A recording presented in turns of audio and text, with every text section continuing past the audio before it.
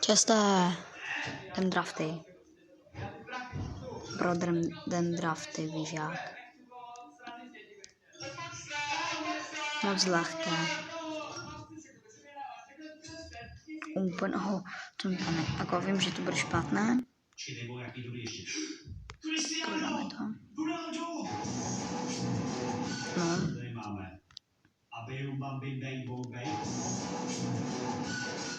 Jdem draft.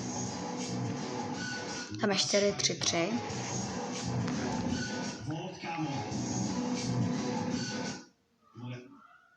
King! Viala.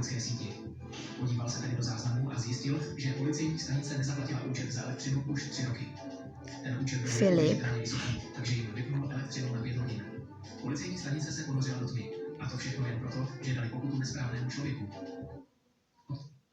Cože?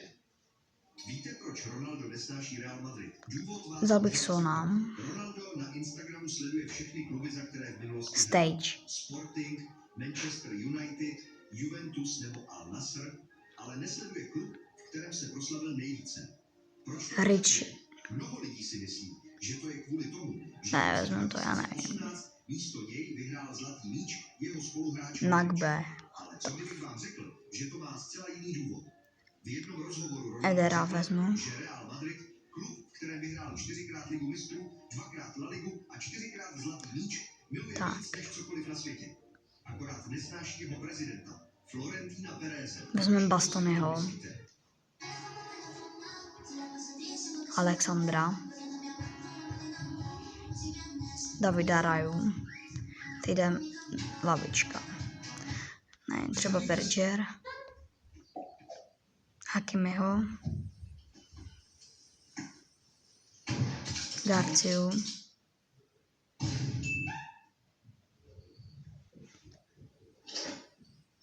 Lavelle Watts.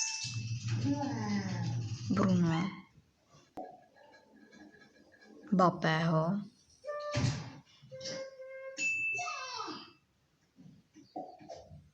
Marquinhose. Babeho bych dal na hrot. Vývojovou poruchou a lékaři tvrdili, že nikdy nebude schopen chodit. Jeho terapeuti se ale nikdy nevzdali. Každý den s ním pracovali, podporovali ho a povzbuzovali. Zpočátku často plakal bolestí, ale postupem času se na cvičení zvykl, dokonce je začal mít rád. Nejemotivnější chvíle přišla, když chlapec konečně sám došel ke svému otci a pevně ho objal. Chlapec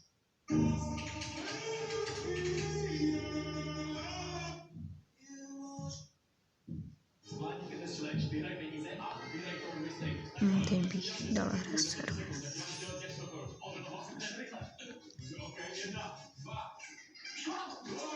7 vezmem. Rodryho. Beckyho Bauera. Třeba Rafu. Pavarda.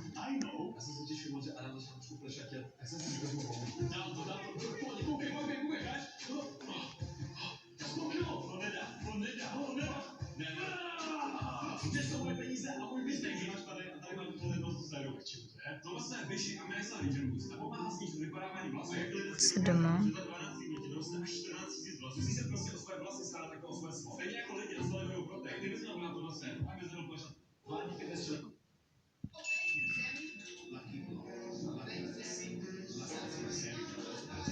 Dal bych Sumbit.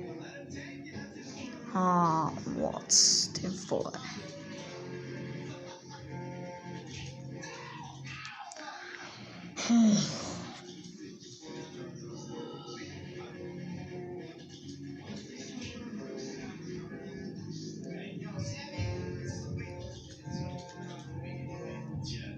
Tak. Dáme poslední draft. 4-1-4-1. Iniestu.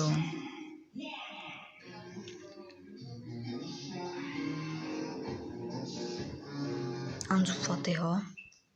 Tento muž slíbil své ženě, že vyhraje zlatou medaili. ale když přišel den soutěže, poprvé selhal. A ve druhém kole s ještě těžší váhou opět neuspěl.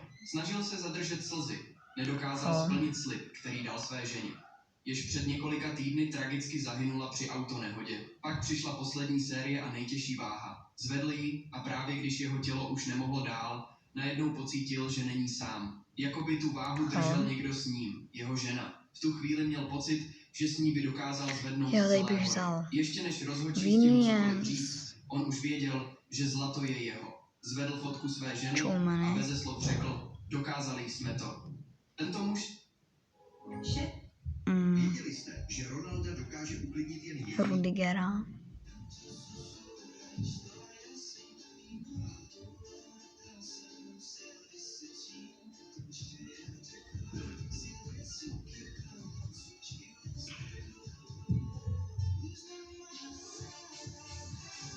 Já vzal bych Jamesa.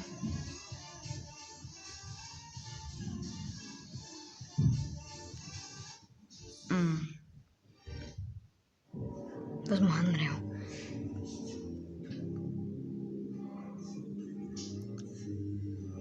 Oblaka. Donnarummu. A já možná někoho budu brát. Už teda na random.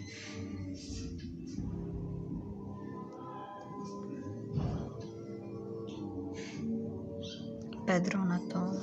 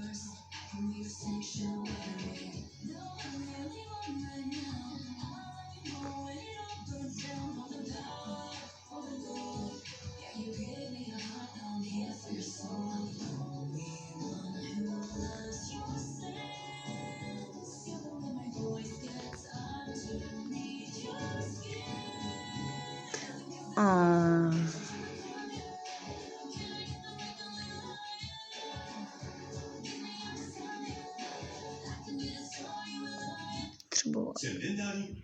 Právě udělal nejhorší chybu kariéry. Tohle je Jordan Matter. Má 19 milionů odběratelů. Já Na to. sebral všechny, víc než zdvojnásobil bych svůj počet. Víte, jak to dal. vytisknu dokument, který mi převede YouTube kanál. Dalším krokem bylo pozvat ho na natáčení. Pak mu říct, že před natáčením musí podepsat NDA. A to je jediné, co musí. Máme připravenou NDA, ale tohle je super prohraný. Přímo tady, když podepíše NDA, je to kopírák. Takže se jeho podpis přenese na tenhle papír, který na mě převede jeho YouTube kanál. Jo. Musíš podepsat NDA. Víš, paket splat je důvěrný. 7. Jo, jsem let, perfektní. Vůbec natáčí. Jo, protože mám důkaz, že jsi mi podepsal NDA. Dobře. Žertuju, Jordane. Právě si mi převedl svůj kanál. Takže kanál Jordan Matter je teď oficiálně můj a to se vším všudy. Počkej, dostanu něco? Ne, nezaplatím. Z toho nic nedostaneš. Ty udělal nejhorší chybu kariéry. Tohle je...